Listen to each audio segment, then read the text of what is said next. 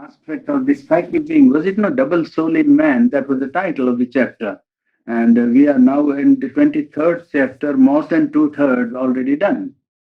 And we try to figure out how the basis was, you see, the philosophical basis on which we are working is that the cosmos is a manifestation or a outflow of a self-existent omnipresent reality. And omnipresent reality is the basis of the cosmos. Being and becoming. When it is concentrated in the self, the delight of the being is in the infinite and the eternal. When it plays and throws it out in play, then what we call the universe comes into existence. Now he is showing that this reality which is omnipresent is all the time operating through first a projected instrumentality called the supermind or truth consciousness, being the first projection out of the play of infinite delight of existence. The truth consciousness putting itself out into universal mind, that again descending by one step into universal life, and that ultimately taking a last jump from there into what we call as universal matter. And he is showing in these parts up to chapter 26 of Life Divine that this omnipresent reality is operating all through. Each layer of its descent is pervaded by its governance and by its veiled presence. You want follow the logic of what we have been doing? I'm summarizing a little in order that you may not confuse. It's like going into a forest, you see, and then like dust. You don't know what you what has been done and what is the attempt at. The attempt here is to show that that omnipresent reality is not absent being omnipresent, it is present. And mind is not, well, mind refuses to accept that it is present. That is the problem of mind. That is called ignorance, unawareness of self or inconscience of what one is. And that is yesterday actually he said that Sachidanand has become the mind and is refusing to accept himself. That is man's problem. It's unawareness of true being. Well, he's showing that this omnipresent reality is omnipresent and all the time active. Only for the human mind it is behind the veil, because mind has by an act of division separated himself and put a veil. But even through the veil, it is this truth consciousness that is operating. Mind is not therefore a creator of falsehood or some instrument of knowledge which is dealing with an unreality, but mind is a secondary instrument of a knowledge which is self-existent and which is always charged with truth. And mind is separate, and separation it is that creates the difficulty with the mental consciousness. But in mind, in life, and in matter, it is that omnipresent reality which is operating. That is the basis. First book of Life Divine puts down the omnipresent reality as a dynamic factor of our cosmos. And he proves by logic, one by one, taking up each trend of universal manifestation, beginning with the highest conceivable, plane of consciousness, right up to matter, that an omnipresent reality is operative all the time. Only to the mind it operates behind the veil. That is how you understand now. You where you are now. Now we are at a point where he has shown that the omnipresent reality which takes double aspect. Now let us clarify that a little bit. This is the triune reality of the eternal and the omnipresent and the infinite. So I put mathematical sign of infinite and eternal to show it connected with time. That is the triology. And supermind of truth consciousness is fourth term, so to say, or medium, instrument through which this infinite existence, consciousness, and bliss operates. It is through this that the universe of universal mind is projected. That becomes the term of ignorance. This is the term of knowledge. This is the region of knowledge. This is the term of half knowledge, half ignorance. And all through here of this matter is the manifestation. Of conscious force, life is the manifestation, and of Ananda, the psychic being is the manifestation. The psychic being a man, the true soul is the human individual, which is not his mental, egoistic personality of mind or personality of vital being or personality of the physical being, but something that is behind, centrally situated in the divine because it is a spark of the divine. And this mind is the projection here. But you can get the correspondence of all the four. This is consciousness force, as we call it. This is consciousness force. Because consciousness contains within it double aspect of knowledge and will. Knowledge and will. That is consciousness. Life is a projection of infinite consciousness being or consciousness force projected in the cosmos. So here is mind, here is life, here is matter. Today we are dealing partly with this problem of Ananda, the delight or bliss, infinite bliss of self-existent infinity, projecting itself in the human or in the mental world as the psychic being of an individual or psychic being of all individuals. The soul is a projection of self-existent delight or bliss. That is why all life also seeks and all sentient beings seek bliss or delight. And I made a distinction in not happiness, because happiness is a human concept which always brings into your mind the opposite of it, unhappiness. So happiness is a mental mistranslation. It must go beyond a normal range of normal experience, then it becomes pleasure or pain or happiness and misery. Here, what we are talking of is a self existent state of bliss, a delight which does not require any cause for its existence. It is itself the cause of being, cause of motion, and cause of all that is. It is the delight that moves, and that's why the Upanishad said, "Ko hivanyat, koho pranyat, yad esh akash anando nasyat." If this universal ether of delight was not there, who would have breathed? You see, who would have lived and continued to live if behind it was not the all pervading ether of self existent bliss and delight? It is not happiness. That's all I was pointing. And yesterday we saw that this psychic being is a projection of this delight aspect of the infinite existence, and it is in human being divided into two parts. Yesterday we had that understanding of the desire soul in the ignorant part of nature and a true existence of being behind the veil of the ignorant instrumentation of mind, life, and body. If you take now, this is the cosmic scheme, and if you take the human scheme, then it will be something like that. If you take the human being, then the psychic being is behind. You see, here would be the place of the psychic being. This is his mental self or mind. You see, this is the emotional being here, and this is the vital being here. Okay. Now, these personalities are here on this side of nature. You see, personalities which are ego-centered. Egocentric personalities are here on this part: mental egoistic personality, vital egoistic personality, and physical egoistic personality. Behind is the psychic being, which is the true soul, and it is represented in this nature by desire soul. And that gives the arrangement of it in the human being. You see, if you take the human aspect of the personality of man, what we saw was a cosmic or universal aspect of working of the principles.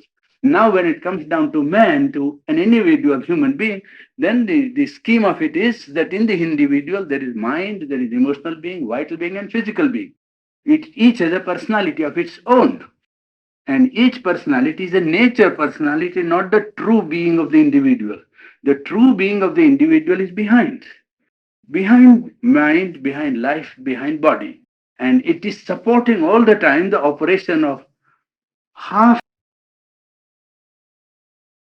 or half form nature of man, which is subject to ignorance, self unaware. Well, psychic being is all the time supporting this manifestation in order to lead this formation in nature to the original delight. The purpose of the psychic being there, cast in ignorance, yesterday we made it clear that this psychic being is not unborn self of man. It is one that allows the phenomenon of birth to take place because it is interested in evolution and in pulling the being that is already thrown into manifestation towards the ladder of ascent to the light. It is interested in leading the ignorant nature to light. That is why in spiritual life, the awakening of this soul self or soul entity becomes an important step. How to awaken the soul entity? Well, soul entity is awakened in the human being first by getting rid of the desire soul, which is its misrepresentation in the normal psychology of man, mind, life, and body. The desire soul misrepresents the action of the psyche being. So the first thing to do is to control, get rid of, or to push back the desire soul and try to enter inwards in the inner being. People call it today without understanding. It's not depth psychology, but it is psychology of going behind. It is the subliminal. You see, the extroverted mind moves this way. When it takes this direction, then it goes into depth would be this, depth would be that, you see, which will lead you to subconscious depth. What is it for penetrating behind the wall, behind the wave? It is going behind the wall or behind that which divides. You see, there is the extroverted mind is divided here. And when mind takes an inward turn and goes inside, introverted, it enters the subliminal mental range, subliminal vital range, subliminal physical range. There from the subliminal, we come into the psychic being is easy. Consciousness of being psychic being becomes more easy. That is why recommendation is made that when you want to awaken the psychic being, you must enter inside, pull the extroverted consciousness back.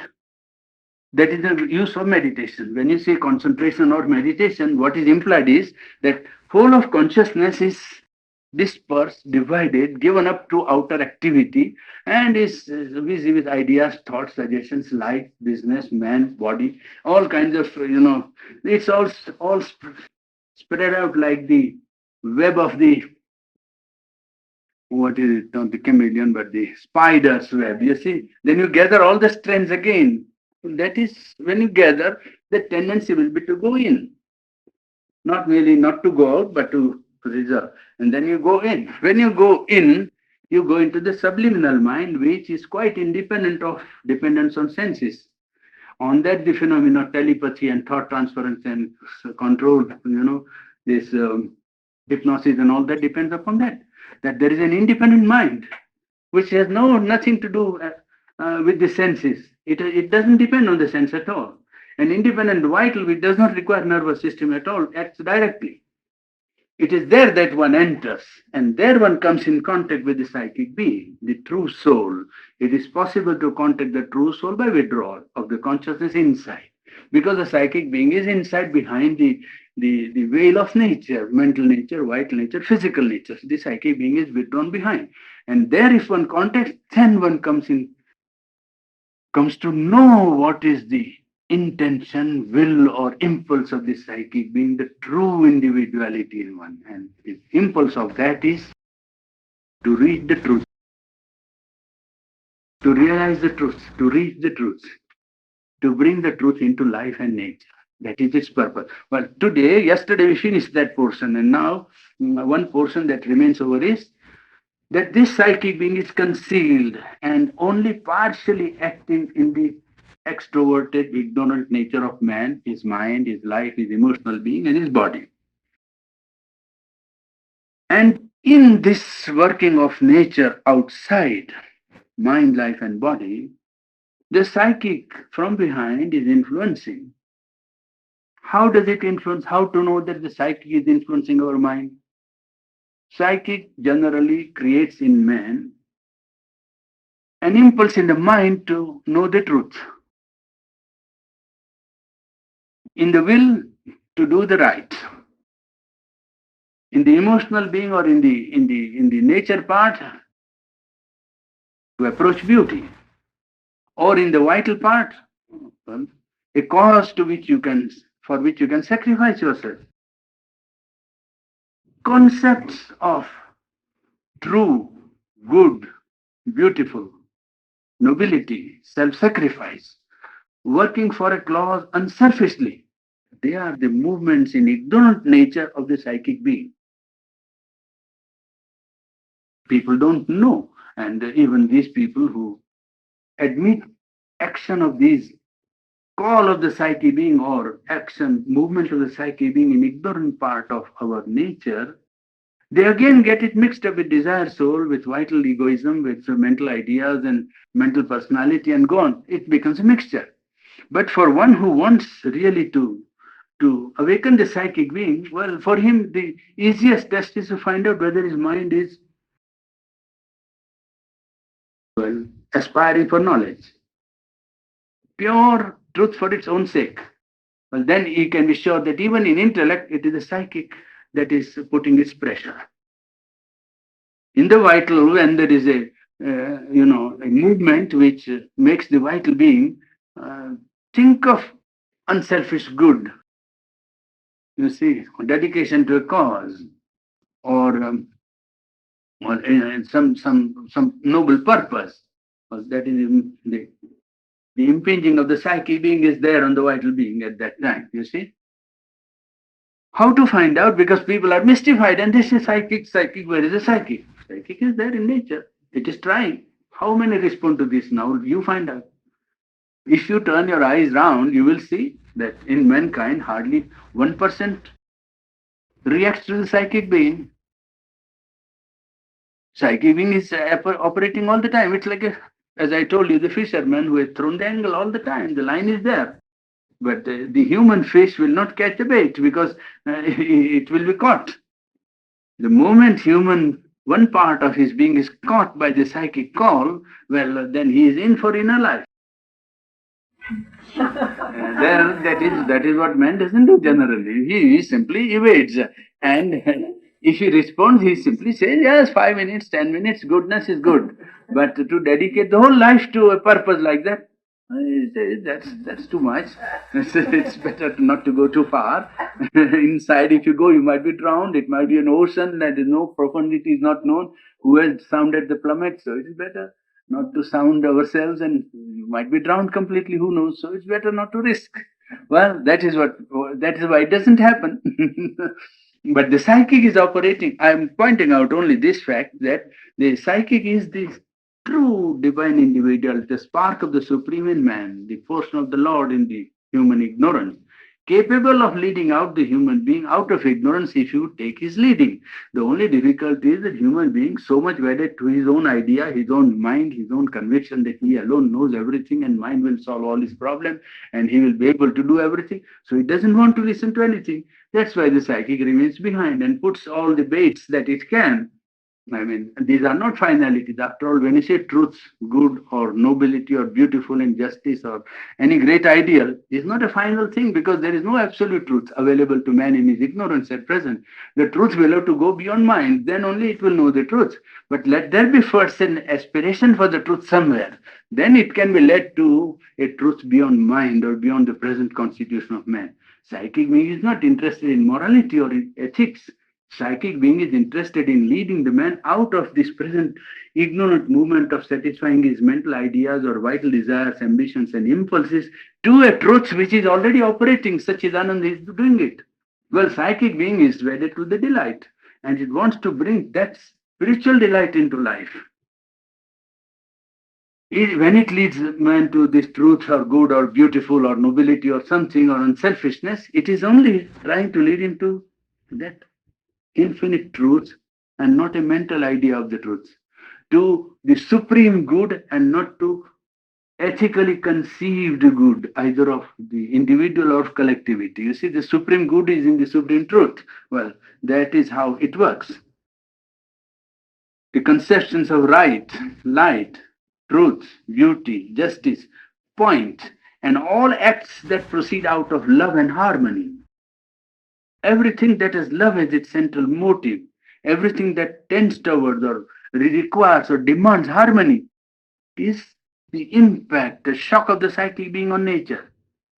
In the mental part, in the emotional part, in the vital part, if there is a real movement of love, not of attachment only, which is the distorted form of love, but pure love, self giving, and demand for harmony, mutuality, which is based on unity of beings. You see, real harmony is not what you call well, accommodation of interests, you see, or accommodation of interests or merely compromise. Real harmony is unity of self, felt in spite of demarcation or variation of nature.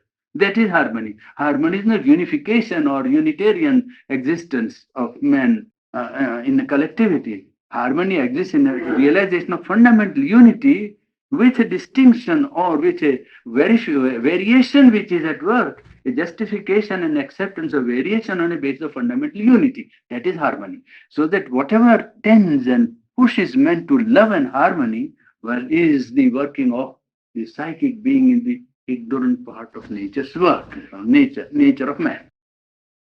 Now, therefore, if the psychic comes to governance of life, Sherlock, is it sufficient? If the psychic came to the front in nature and dictated all movements of mind and emotional being and vital being, would it be the acme of perfection? Here he says, yes, that would be the first step, not the last step.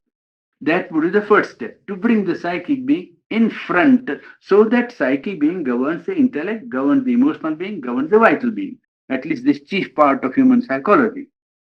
And that would be the first preliminary transformation of human nature, but it wouldn't be the last and the final, the acme of transformation possible to man. This brings, for instance, man nearer to universality. The psychic being is very near to the universal soul because it tends to harmony. And this harmony is psychic being's realization of its fundamental unity with all. Psychic being knows that not only it is the spark of the divine, but all are the sparks of the divine. And therefore, with all, there is a feeling of fundamental unity of self or soul, with a appreciation and understanding of the necessity of variation. Now, this nearness of psychic being to universality brings it first near the cosmic consciousness. Psychic consciousness or psychic being can lead one by one step only to cosmic consciousness. From the psychic, the progress or development to cosmic consciousness is only one step because psychic itself is conscious of its divinity. And being conscious of its divinity, it becomes easily conscious of the divinity in all. And when it becomes conscious of the divinity in all, well, it becomes capable of cosmic consciousness, which is the first projection of the divine when it put itself out into this cosmos, you see. Well, it becomes capable of harboring or experiencing cosmic consciousness. And from there, it can also rise to an identification with the transcendent, supra-cosmic divine, the truth consciousness which is at work in the universe. So he is pleading here that as the psychic is a portion of the divine, and it has therefore at the stage when it realizes itself a decision to remain static in the universal play or to return to silent divine or to remain in complete rapture with the identification with the divine by surrender and love to the divine. And that would be its acme if it maintained only that psychic was the highest realizable spiritual experience. But he says that more is possible. And for complete change in human nature, more has to be attempted. The psychic being works as a basis for future, development. Because in the psychic, the pervasion of mental consciousness remains, the total mental consciousness, and psychic is operating on the whole organization of mental consciousness, mind and emotional being and vital being, all is pervaded by mind. And psychic is operating through that nature. What is required is to leave the present formula and ascend beyond. The whole effort of this, the philosophy here rationally being worked out is that solution of man's problem lies or will be more radically attained by man if he understands the limitations of the present apparatus of knowledge and action that is given to man, his mind and his vital being, his individual and collective life. These are the only things with which he acts, and he hopes or believes that he can solve his problem by constantly working on intellectual level, applying it to individual life, whatever truth or reality attains by mental knowledge, and by organizing collective life in such a way as to apply whatever truth he has found by intellectual research or intellectual ratiocination, either by formation of a philosophy or scientific progress in discovering powers and faculties or capacities of matter and applying them to life. That would solve problems. That is a present hope. Well, that is a hope which is bound to ultimately fail because of the very fundamental nature of mind. We have studied this up to now, that mind by its own constitution is unable to know the truth. It will always be, as we saw once when we were discussing this problem, that it will be always.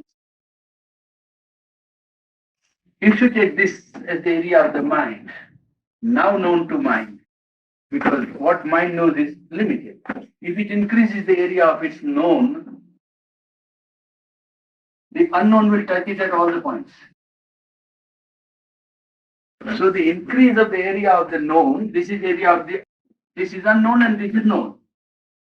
When mind is here, X point, the known area is on this side, this much mind known. On each point, the unknown is touching the mind.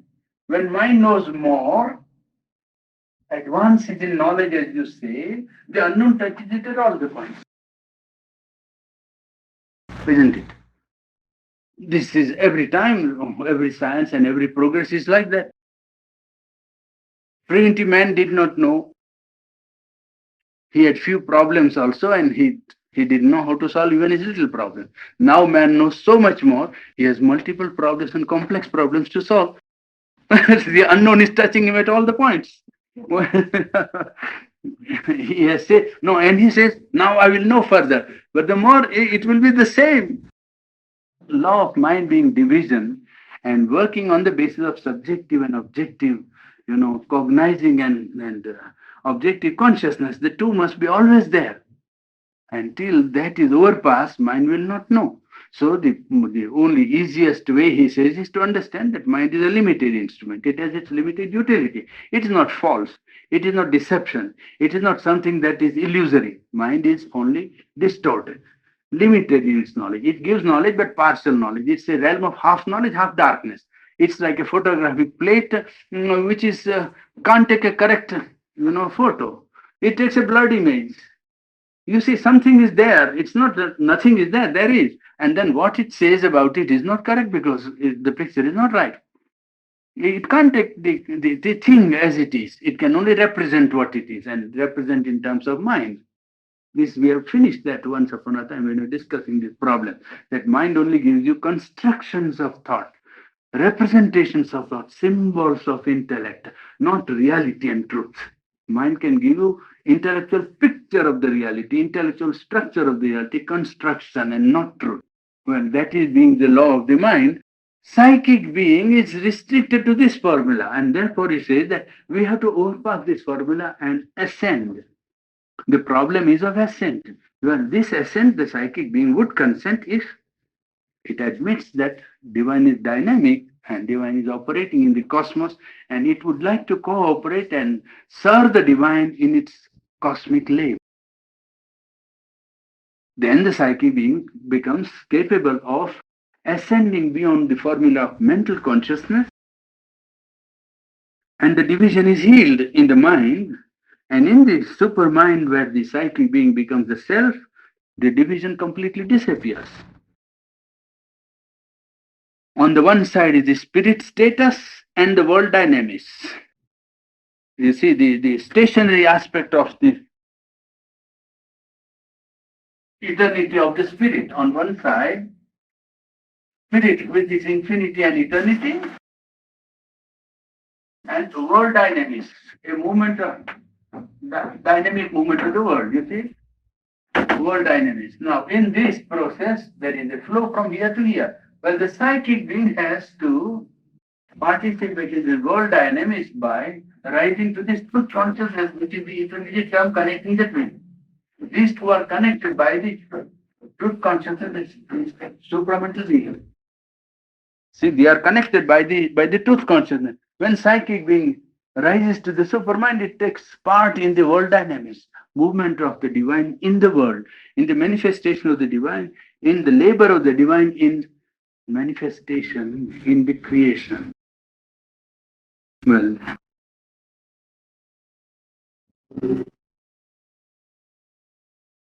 in the lower ignorant nature, the ego formation in the beginning is a necessity because the organism would not grow and would not be able to defend itself if ego was not there.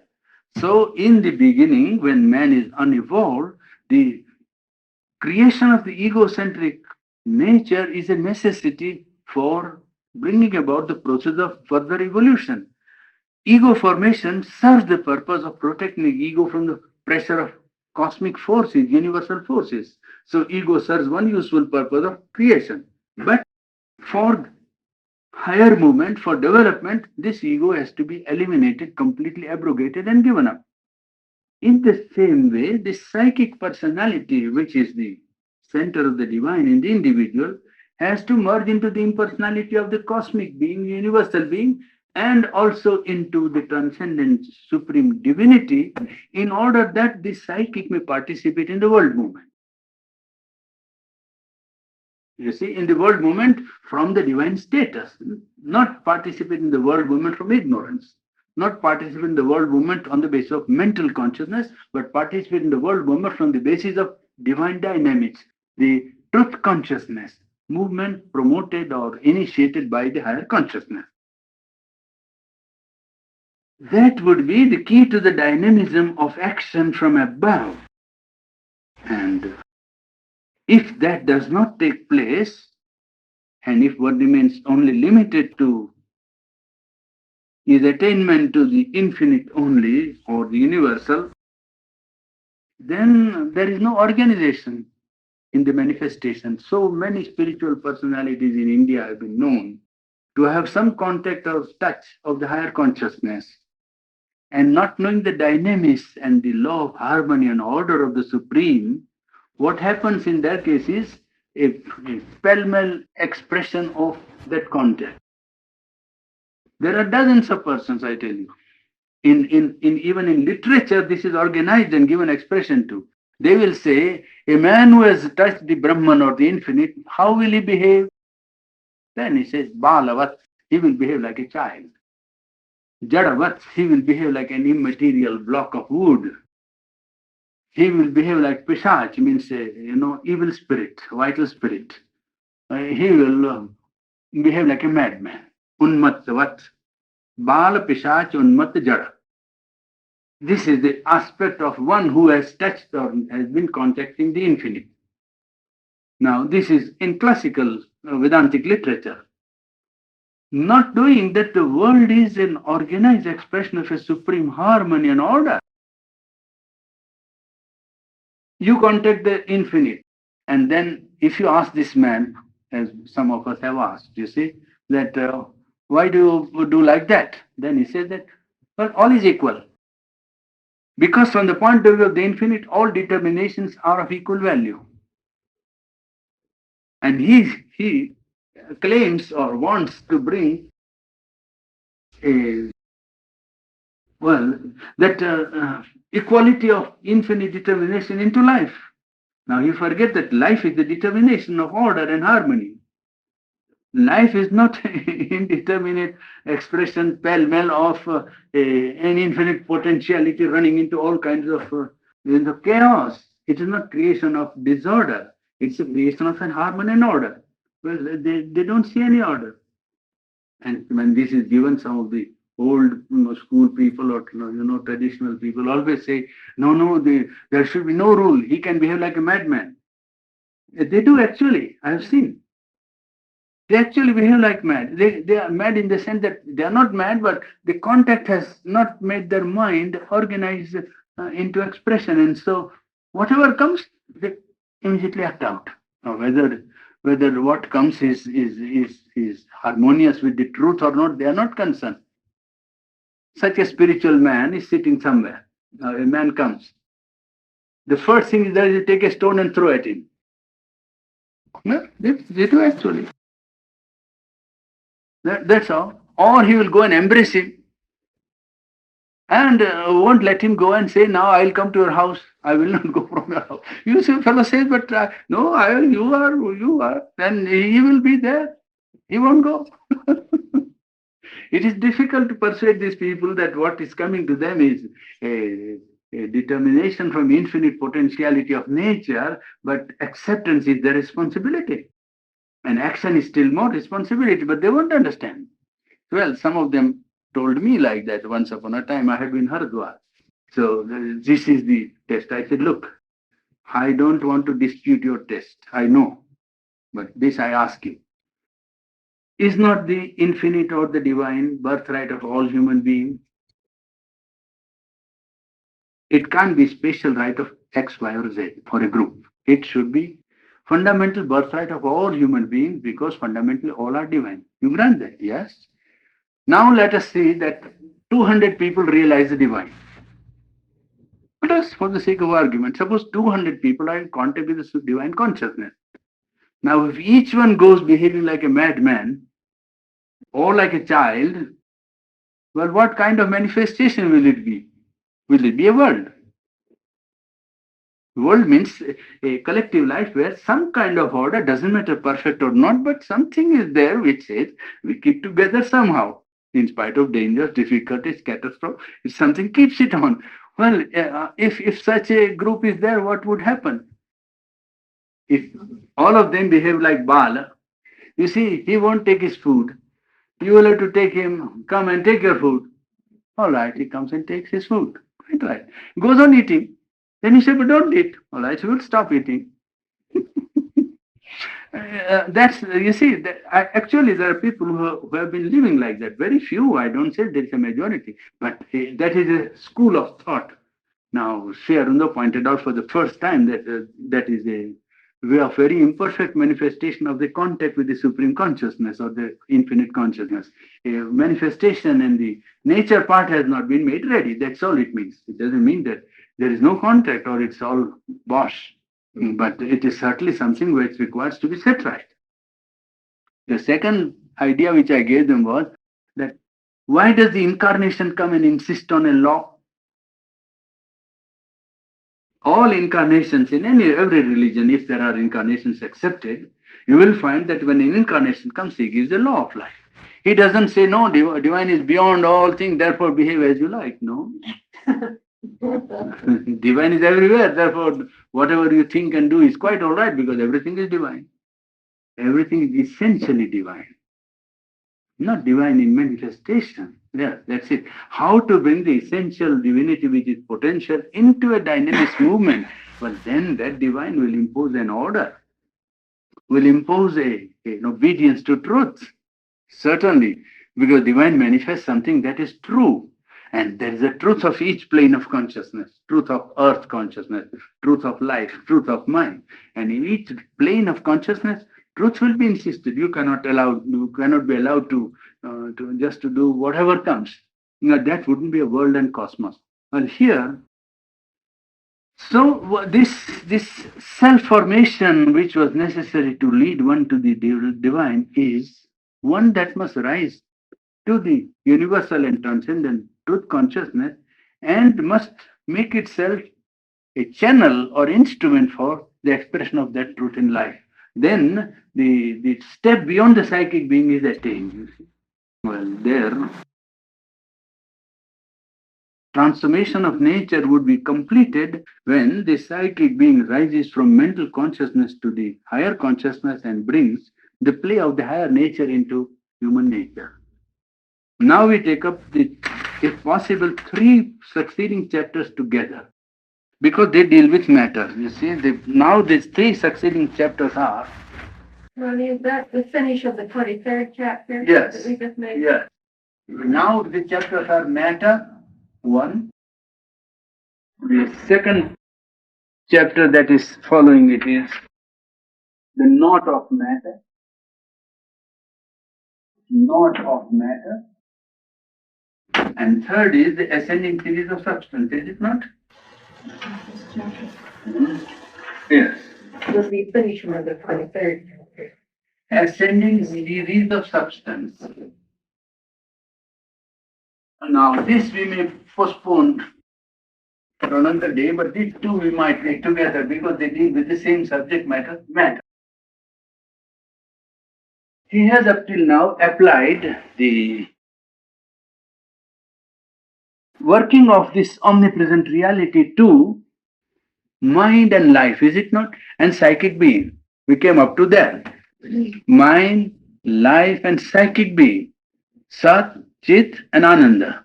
Yes. So the supermind is mind. Conscious force is life. And the delight aspect is the psychic being. Now, the Sat aspect is being tackled on the basis of matter. That matter represents the infinite existence. Matter is the translation of the infinite existence. And matter is the crux of the problem in one sense, because this is a material world. Earth consciousness, he calls it. It is not only a material world or matter, really speaking, it is earth consciousness. Yes. And matter is the problem, in fact.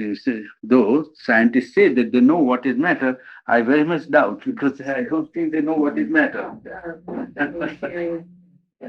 Yes. The problem is of matter. And matter is represented to man as his body. You see?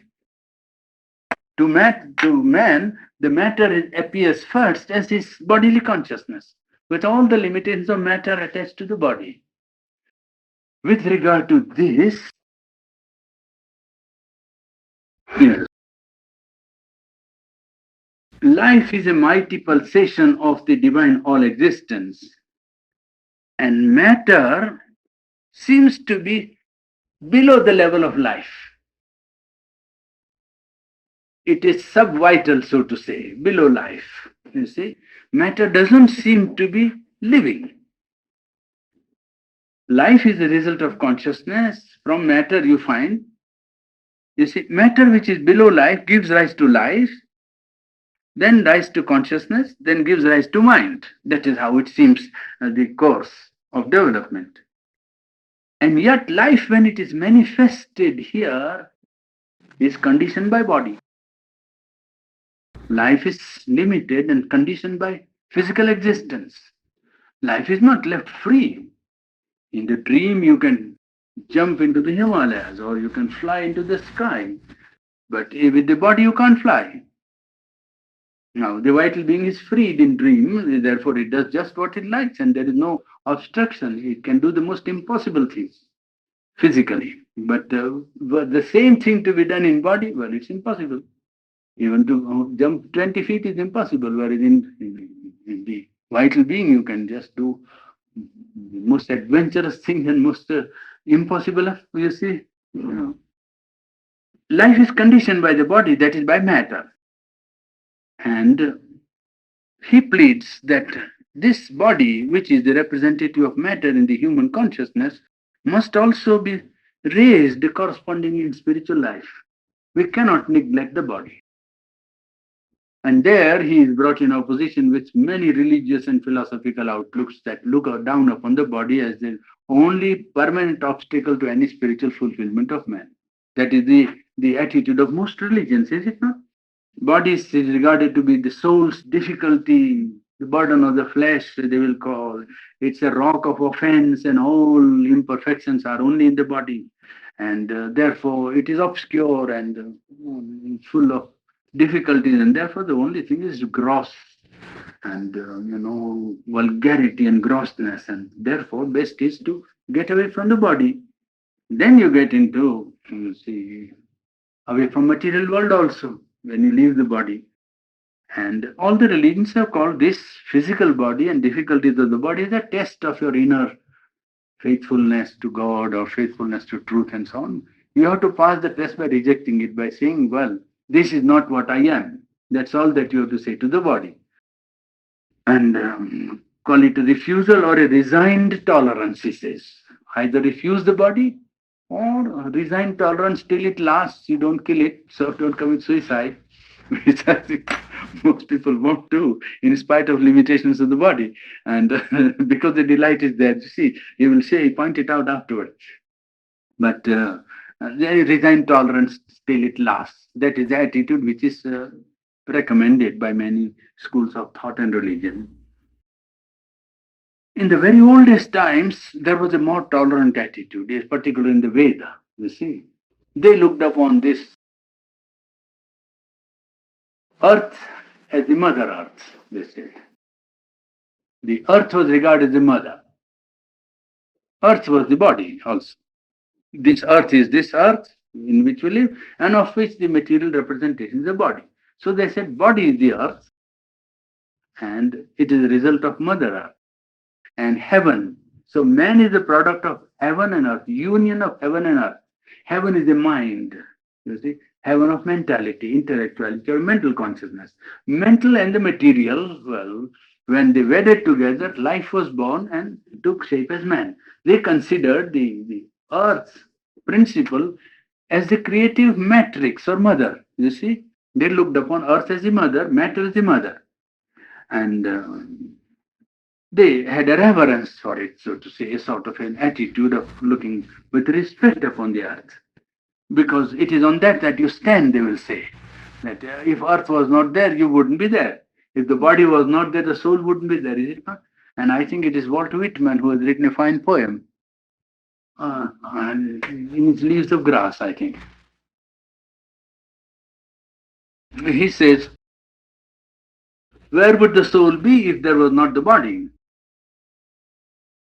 And he is speaking about the body of man and the body of woman. That's how he speaks of two poems. A body of woman for, what is it called? It not sale, but it is public auction. Yes, body of woman for auction, he says. Yes. And then he says, you are the gates of the body, you are the gates of the soul. That's how the poem ends, you see. Walt Whitman's writing in Leaves of Grass, where he shows the inseparability, the inseparableness of the physical and the spiritual. You cannot divide the two. It's not the body alone that is born, the soul also is born, and therefore he says that's it. Now, they called, this, they didn't want to escape into the bliss as some people would recommend or seek annihilation in the eternal or permanent residence into eternal quietude, even retaining existence, that is to say, permanent attitude of eternal quietude. They, on the contrary, looked upon the earth as the consort of the Supreme, and they asked always for her favors, so to say, so that the physical being may remain in the best condition to devote itself to the fulfillment of the will of the divine in life. You see, body versus spirit is a late arrival in world of thought. How it began is first body versus life. Body and life are in opposition. All life, wherever manifested, if it has a body, well, life and body are always, in opposition. Body limiting the life force and life force trying to force the material of the form, so to say, to conform to its demands. There is a struggle all the time, even to exist. Is it not? Yes. And life is warring against matter. Life is fighting against matter. And when mind comes into existence, there is mind. Mind is trying to again having a tussle with the body and life, both. Mind has a trouble with the body and life. Life is pulling one way, body is pulling another way, and mind wants to do something else. Mind wants to know the truth. Life wants enjoyment. Physical body resists both of them. So, because of limitations, grossness, and the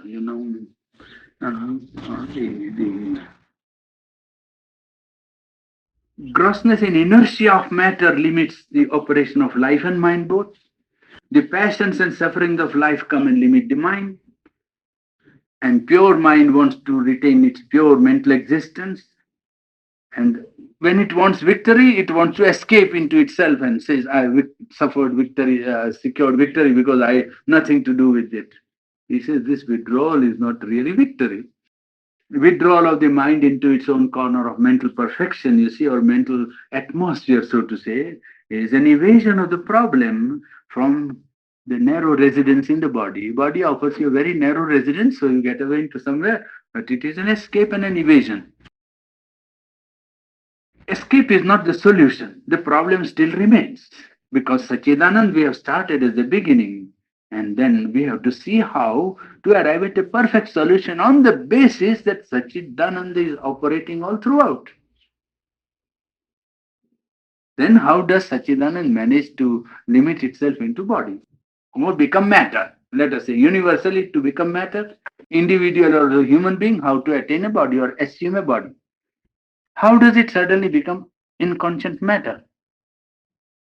And how does it allow itself in consciousness to be limited by a physical body with all its limitations and grossness and difficulties? Well, real victory of life over matter through the body and real victory of mind over life and matter, and we must have a free use of life and mind. It is only by trying to secure the victory of the spirit over mind, life, and body that the problem can be solved. How to do that? Present knowledge of matter is only phenomena of matter, where you find and you come to know a particular relation between our senses and all existence. Scientists tell us that we know matter. Now he says that yes, present knowledge in which we have a knowledge of matter is nothing else but a phenomena of particular relation. Mental knowledge, all science is nothing else but a phenomena of a particular relation. The relation exists between sensation or sense and all existence. You touch matter by sensation, and a relation is established between the all existence and sensation. Well, whatever knowledge is there, that is what we know about matter. So that the present knowledge is nothing else but a particular relation of sensational being of man between the universal existence which surrounds him. And there we find that matter is only energy. That is as far as this relation has taken us. This knowledge of the cosmic existence or all existence by sensation has made us come to a conclusion that what we know as matter is identical with what we call energy, both being unknown because we don't know what is matter, we don't know what is energy from that point of view of relation. But this is as far as this relation has gone. Matter is energy. Sri says, yes, but it is not easy for this knowledge to understand and to accept that matter is consciousness. Sri says, yes, but it is not easy for this knowledge to understand and to accept that matter is consciousness. Spirit is the reality, and the greater truth is that matter is veiled consciousness. Now, this requires many questions, raises at once many questions. First, why does energy take the form of matter? Or you can call vice versa. Why does matter express itself as energy? You can put it whatever way you like. Why does the spirit admit matter at all into its constitution or into itself? Spirit being what it is on the side of infinity and eternity, how does it and why does it admit matter at all? You see. And he says this relation that this is inert is created by the cosmic mind. Sensation is a result of the process of evolution. And what brought about the process of evolution is not human mind. Not human mind. Mind did not create matter. Let us be clear on that point. Individual mind is not the creator of the earth. Whatever claim it may make to knowledge, first, axiom with which it must start is that the seeking mind of man is not the creator of the earth or universe. It pre-exists the operation of mind. And that is cosmic.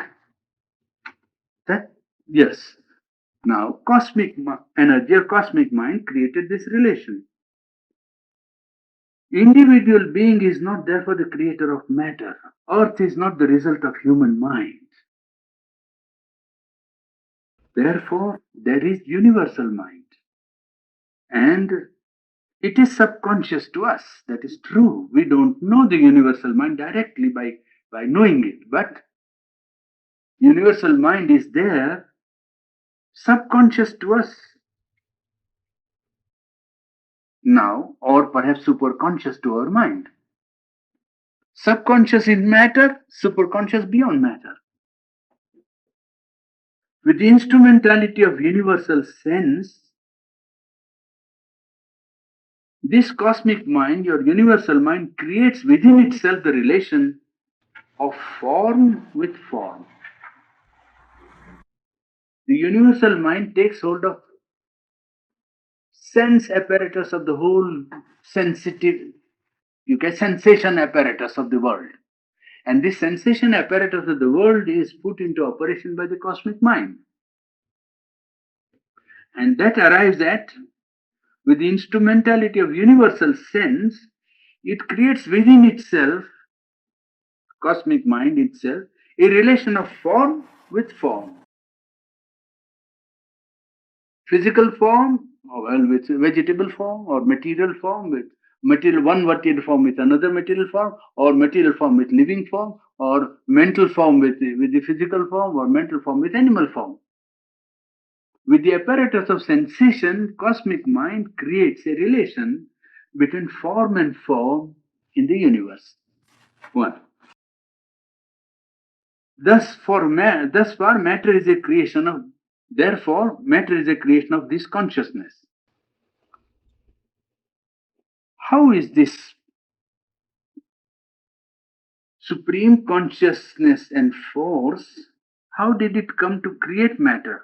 Means, what was the process? What was the technique by which it reduced itself to this perception to our sense as matter?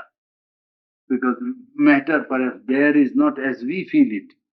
Matter to the cosmic mind is not what it is to the human mind, or matter to the truth consciousness is not what it is to our consciousness. Matter to us is inert, apparently inert, in fact, because matter is not really inert. It gives rise to life, it maintains life, it is charged with laws, quantitative and qualitative, which shows the operation of a will and a knowledge. If matter was really inert, unconscious, there would be no laws. So the fact of law operating in matter is a sign of a submental consciousness working there. Original principle of creation is existence. Activity of conscious force, which presents the working of its own force to its own consciousness as form, that is how first the form is created. The self-existence, viewing in its own consciousness, its own working, its own potentiality, its own self-awareness and self-form or self-projection, takes form to its own self. It is not as matter that it is formed, it is formed as a form. Matter is only a form of the spirit. It is a form which the spirit has taken. What is the basis of this matter? He calls it by another name, substance. This substance is spiritual, or spirit existence, if you like to call it. Yes, existence, well, concrete. For clarity's sake, we can put concrete existence is substance. Matter is supported by substance of the spirit. Spirit is the real substance, and that by its operation creates several chords or strands of its formation. It is not as if it is only on the plane of matter that it takes shape, the substance. The substance takes shape on various levels. The substance formulates itself into several rhythmic movements of its self formation. The one on which it moves lowest to us is the matter. Another on which it moves is life. Third on which it moves is mind. Each is based on the substance. And the substance is spiritual substance and not material. Matter is supported by this spiritual substance. It is Brahman that is the matter of the cosmos. It is Satchidananda that is at the basis of matter. It is one substance that becomes, it is like light. You see, you know that atom operates as light, is it not? Light is the phenomenon which we notice with our sight, a phenomenon of particles of matter. Light is movement of particles of matter, is it not? Well, a ball of iron also contains the same matter. This is science. Ball of iron contains the same atoms. Same atoms. You don't see any light. You don't see any light there. And they say that the particles are moving also there in the ball of iron. So particles are moving there also in the wake of light. Same particles, constitution of them is the same. Matter is one. Energy, if you call it energy and not matter, energy is one. Material energy. But here you don't see the operation. Well, the same happens with the substance of Satchidananda. When it completely solidifies itself or concentrates itself or puts itself into what is called a condensation, well, it becomes what to us feels as inert matter. When it becomes a little less condensed, it feels to us as life. When it becomes still nearer the light of the original substance, well, then it becomes to us mind. It is a play of or organization of original divine substance, which gives rise to a material world. Yes, matter is the substance of the one conscious being, phenomenally divided within itself by the action of a universal mind, and this division is repeated in the individual mind also. But the unity of the spirit behind matter remains. Therefore, all matter is reduced to one truth ultimately. The unity of the spirit remains untouched and undivided. Though particles go on dividing, the unity of matter is not destroyed by infinite multiplicity of particles. No. Yes. Why this phenomenal pragmatic division? Because mind wanted to carry the principle of multiplicity to the extreme by carrying the principle of division. Function of mind is to keep forms apart, and second function is to cut the infinite into finite forms, is it not? That's what we did 3 days back. That the proper function of mind is to take the infinite and take out finite, reduce it to finite parts so as to make a world. And then second function is to keep the forms apart so as to form a relation, a mutuality, an interaction, so as to form a pattern of life. of a multiple life and not an individual life, not a unity and uniformity, but a unity allowing and almost encouraging a multiplicity, a variation. Yes. Now, the phenomenal division took place because of mind, which wanted to carry the principle of multiplicity to the extreme by division. But still, union is there already. And mind represents this unity obtusely on the basis of sense. And then it tries to return to the spirit through its sensations. What mind is doing is does not realize at once the unity, but feels the sensation, and through the sense knowledge acquired by sensation wants to go back to the original knowledge of the unity. Substance is the form in which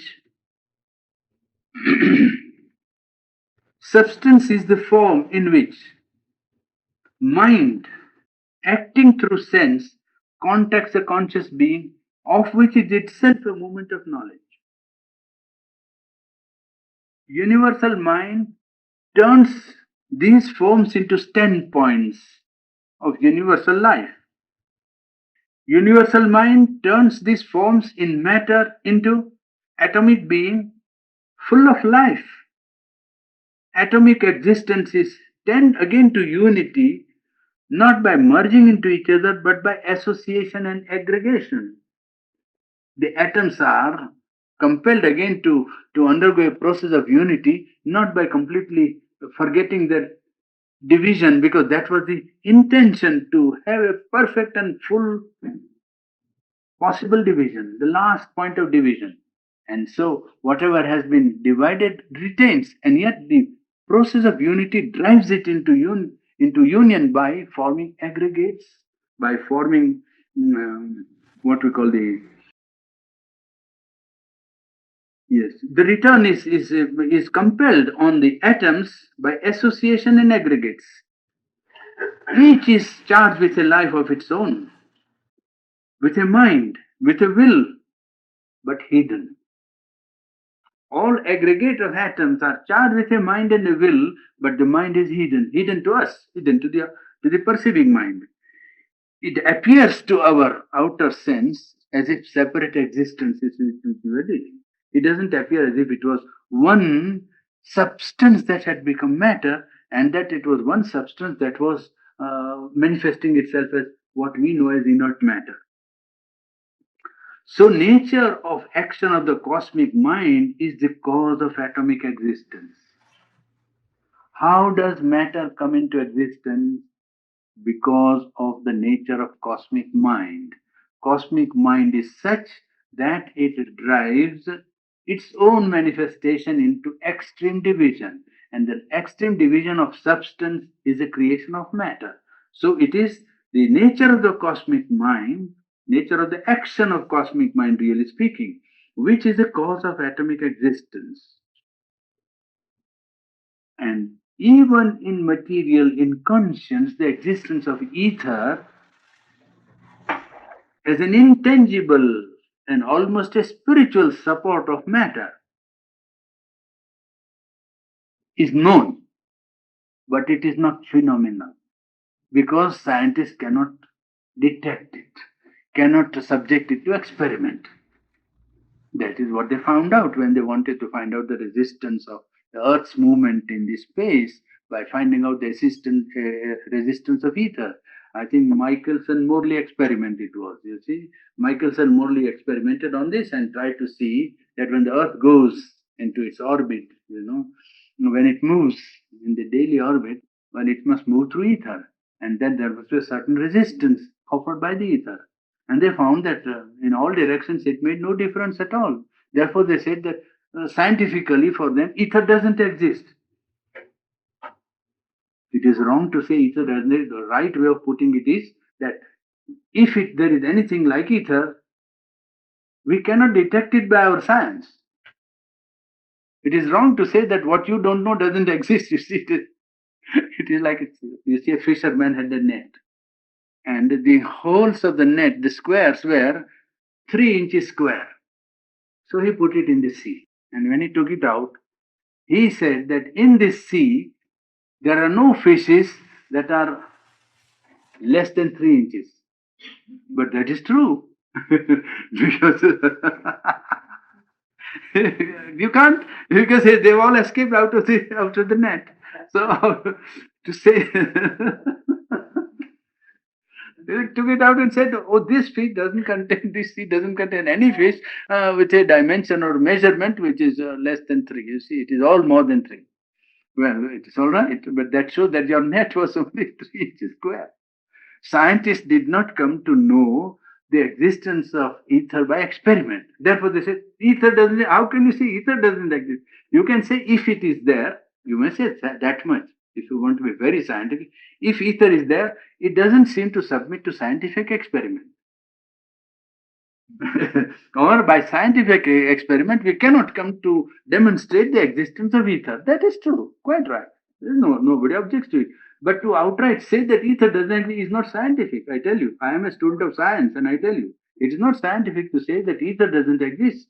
What you can say is that it's not possible to demonstrate the existence of ether if it is. Yes, that's as far as we can go. Well, here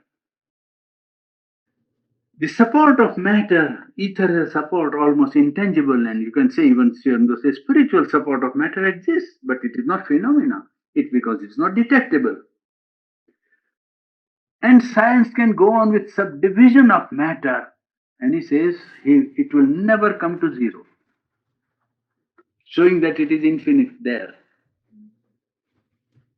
Scientists' claim is that they will go on dividing matter till they will show out. Here is the last point.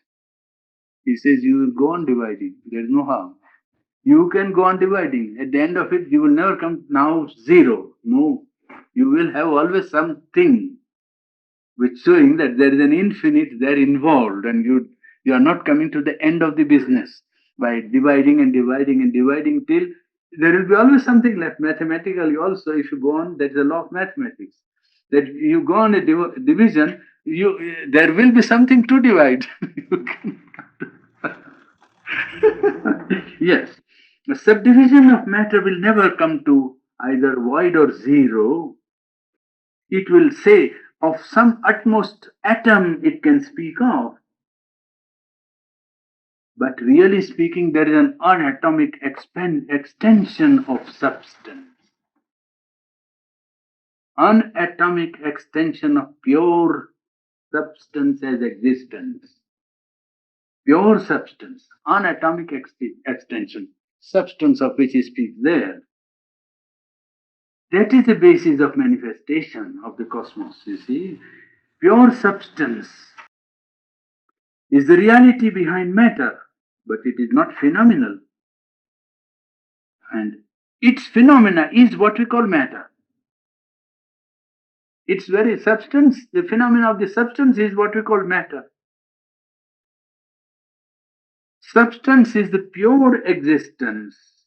You can call it, if you want scientifically, unatomic extension of existence or substance, both being one. I think I better stop there. The mind will read. Mind will read.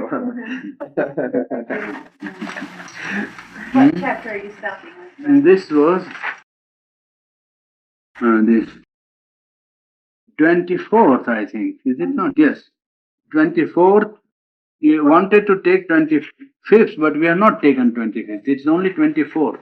So you can say part of 23rd and whole of 24th, practically whole.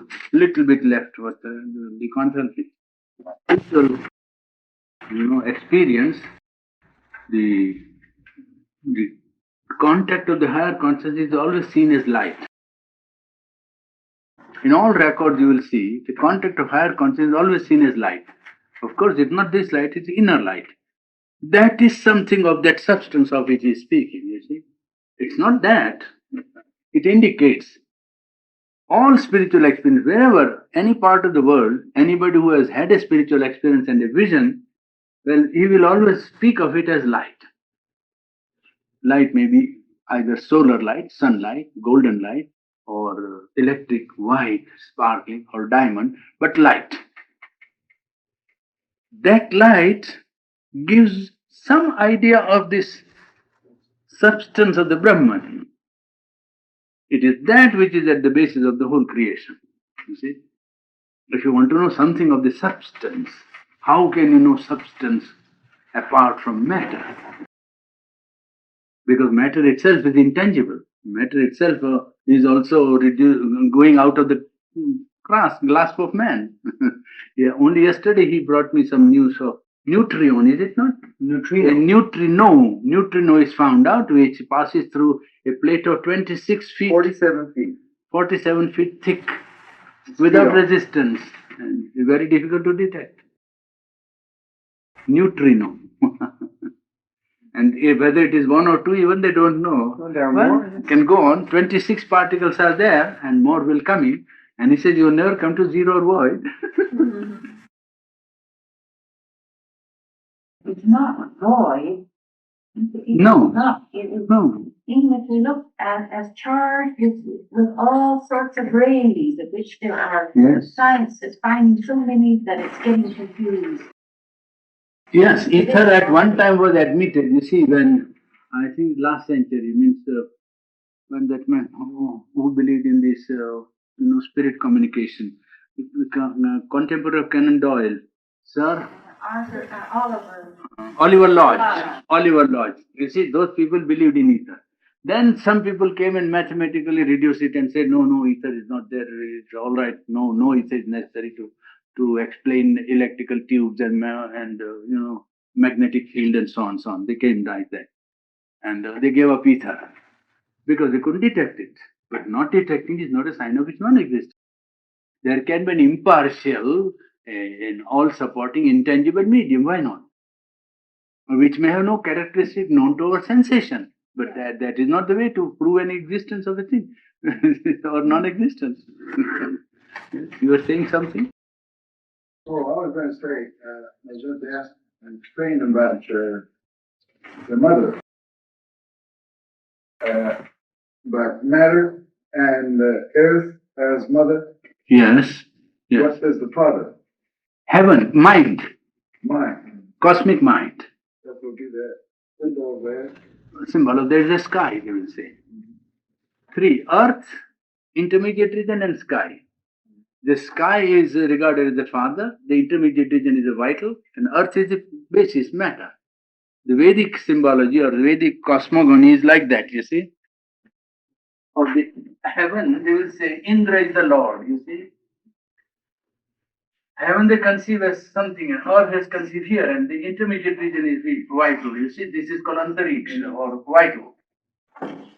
This is the earth, and this is the heaven. This is mentality or mental consciousness, you see. Mental consciousness, cosmic, of course, is it. Cosmic mentality. And the interaction of the two has created the world. Our human world, I mean, the human being. Human being is a child of heaven and earth. That's when the unity is there. Huh? That's when they are united. Yes. That is to say, there is a pressure of the. You see, then Sri philosophy will have to be seen like that when it descends from level to level, on each level it creates a world.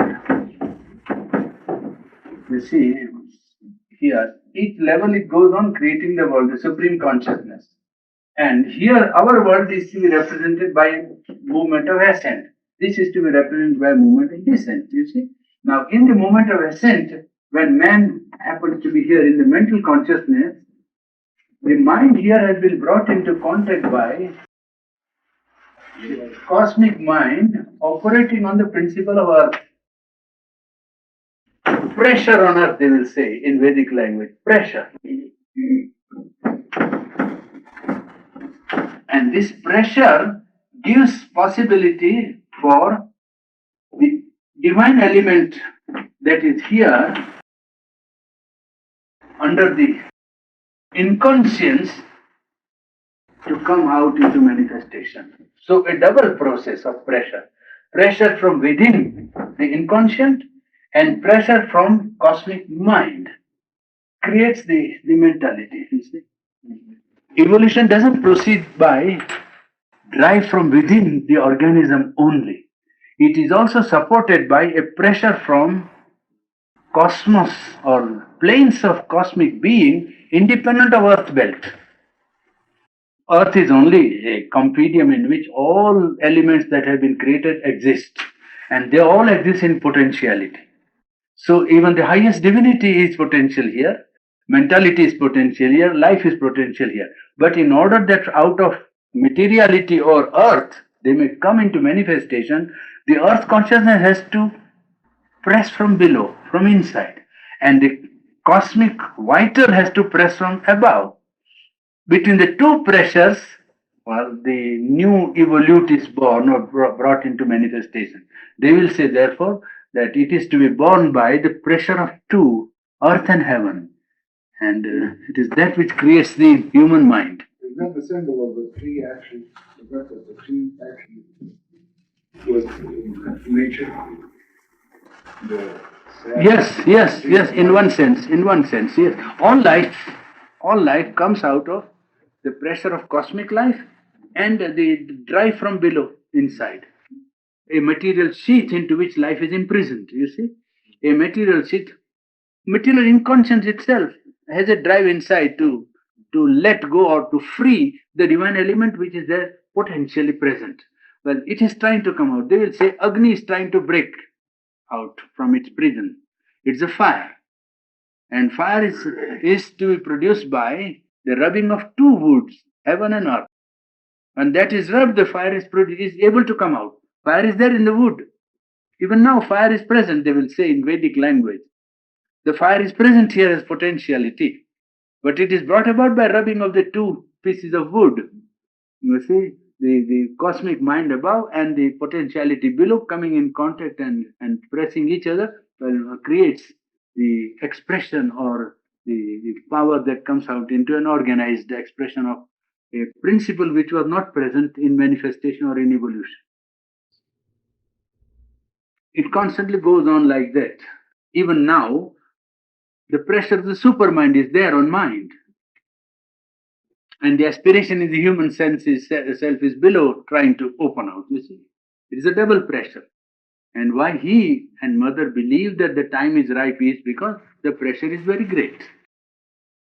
The pressure from above also is great, pressure from below also is great, which is symbolized by so many events in life which you find critical or events which throws the whole values into a sort of cauldron and the situation of collective life, situation of individual life is subjected to such pressures that you feel that it is a time where decisions by men have to be made about fundamental aim on object of life or fulfillment of man on earth or a change of individual life or change of collective life or creating new forms of life here so that the new consciousness can be embodied in it. You see, the problem is that how to first rise to the new consciousness and make it a permanent part and how to house it here, how to make it house or live in a individual being, if it is possible how to put it in a collective life. The pressure is driving towards some sort of that movement.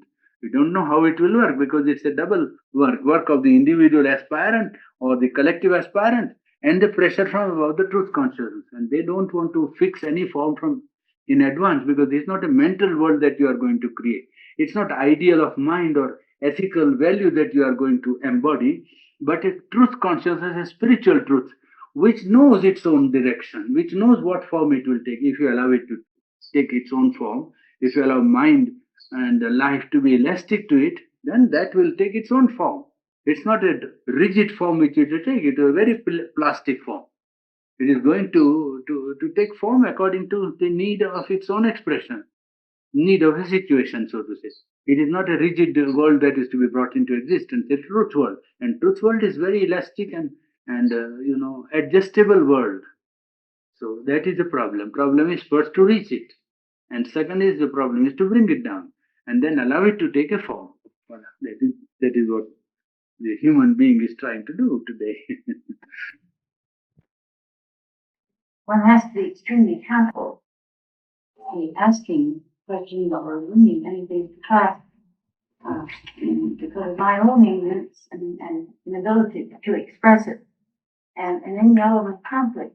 But I did, one night I went to hear Aldous Huxley give a lecture on philosophy, and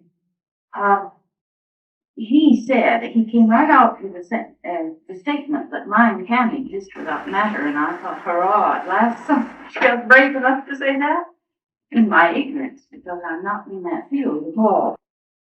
But then he said, made a pithy remark. He said that, but you can't convince people of that, he said, because Christ said, though he could raise people from the dead, and even if he did bring them back to life, nobody would believe him. The Pharisees wouldn't believe him anyway. Yeah, that is only the pressure of present division of mind. That is the present result of division of mind into a separate entity where only whatever is seen or known or sensed is true. Yeah. That is one part of reality. Nobody says that is not true. Quite true. What you sense is true, but what you know about what you sense is not true. You sense something, we do admit. You sense something, and what you say in main line is quite right for practical purposes. Just as Newton's law is quite right for practical purposes. But when you go into physics, then you say, no, it is relativity. Isn't it? Yes, that's it. It is just the same thing. That what the mind says about this world is not wrong, but it doesn't know what it speaks about, but what it says has some practical utility and some applicability. It's not that it knows what it is and applies it. One can apply a thing without knowing what it is. That is very often the case. While all empirical remedies are like that, is it not? You say that certain rule of the thumb, and you say this happens, but why and wherefore of it is not known, and what it is, it's still more unknown. The country, that port coming from above, below, we call it the next, the upper lower. Yes. No, that has been the some of them have been thinking along this because the agitation is there all over. You see, it is not a. He got that from Bhavananda in the Vedic presentation that Bhavananda gives him. You got that from the Veda. Right? He didn't get that by himself. He got that from the Veda. He did. That's only he makes his own. What, Purani? I didn't get that sentence finished. Self-existence, moving in its own consciousness. How do I finish that sentence? And that is about, it's not, maybe it's not related to what we're talking about, but in the case of clairvoyance, for instance, Yes. when the person goes into trance, where is he in relation to that of the matter? You won't know.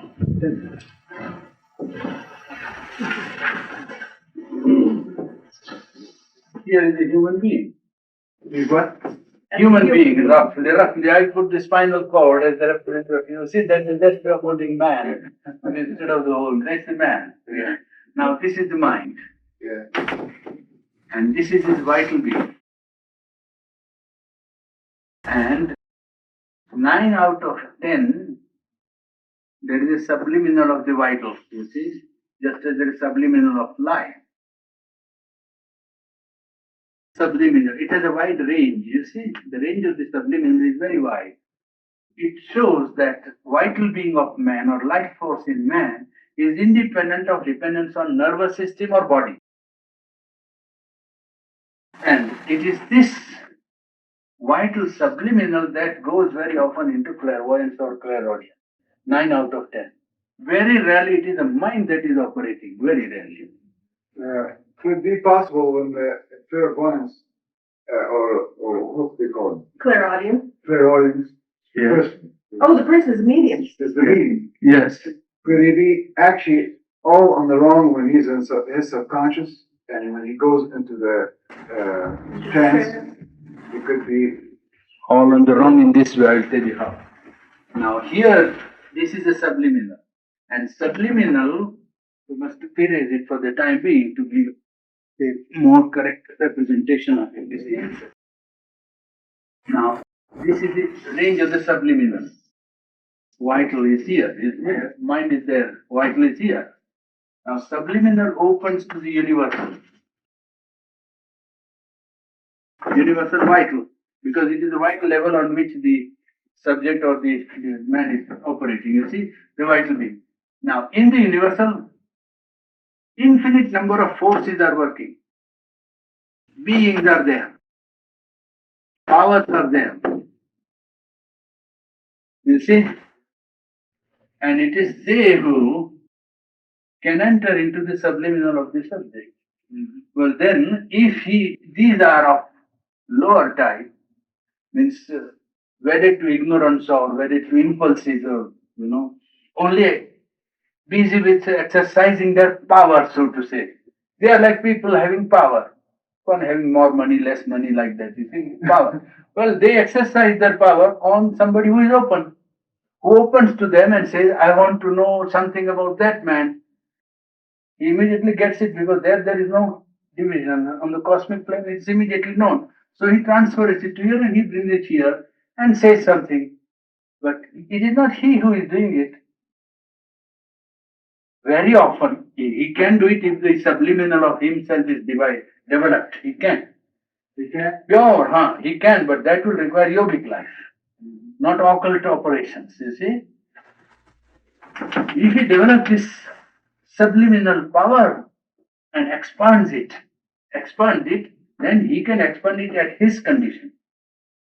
That no other force that he doesn't want shall enter. He doesn't have to go on a transplant. No, not necessary. Not necessary. He can develop this subliminal vital in such a way as to obviate all other forces which he doesn't want and directly go to the point of contact that he wants to know and come back with the knowledge here. But that is a difficult thing. More easy is to open this subliminal to this universal on several points. Then either the being goes out or some being from here rushes in. And this rushing, it is not good for the individual. Going out also is not always safe. You have to go, you have to know. If you don't, yes, you come back with the influence of the force, or when it rushes in, it doesn't want to go out afterwards. Well, what I said, this is a good house and I don't want to go. before the person goes in a trance, Yes. could it be possible that this conversation could be all wrong? I mean, he didn't make any sense. Yes, of course, because it won't make any sense. Yeah. But when he goes to trance, it could make some sense. It depends on the being that is in contact and where he goes, who communicates, whether the being enters in him or he enters into the cosmic level of vitality and which trend. And this is a terrible thing. You have no idea of this level. You see, this universal vital is practically extends from matter, the inconscience here, almost to the absolute. All this is vital, and there are plateaus like that in the vital. Heights. On each height types of beings. See, lower, middle, higher, highest. And then a negative angle. Going down into the depth of the most darkest inconscient. Then which you contact where? That is the danger of occult life, occultism. It's not understood. You see, it can be down, it can be 1, 2, 3, 4 levels. So on this level, if you know, it's one type of being. On this level, you contact another type of being. On this level, you contact quite a different type of being. Still below. So you can always do something, how. Yeah. What would you say that Dante experienced when he wrote the last part of his Divine Comedy, when he actually passed through the planets, or he passed near them, and he described it. Then he comes to actually see Paradise. In the heart of God, and he sees the heart Yes. of God Yes. in life. Yes, that is a sort of a symbolic representation of some truths which he saw. Some truths which he saw.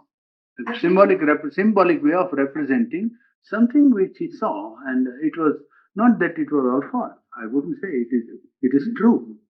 Fundamentally, it is true. And what do you have to listen to? Yes, this region of vital, he might have what is called the purgatory. You see, the realm of suffering. That is this realm of the vital, through which the dead soul also has to pass. The vital belt, as you call it, you see. And if he is attracted and full of impulses and instincts and passions and desires, he is delayed on the path, waylaid on the path, attacked on the path, and sometimes destroyed. That's how. That when you go safe, you enter into the psychic being. It is a question of after that I'm talking, you see. Then you enter into the psychic belt or psychic plane where the soul assimilates the experience of life.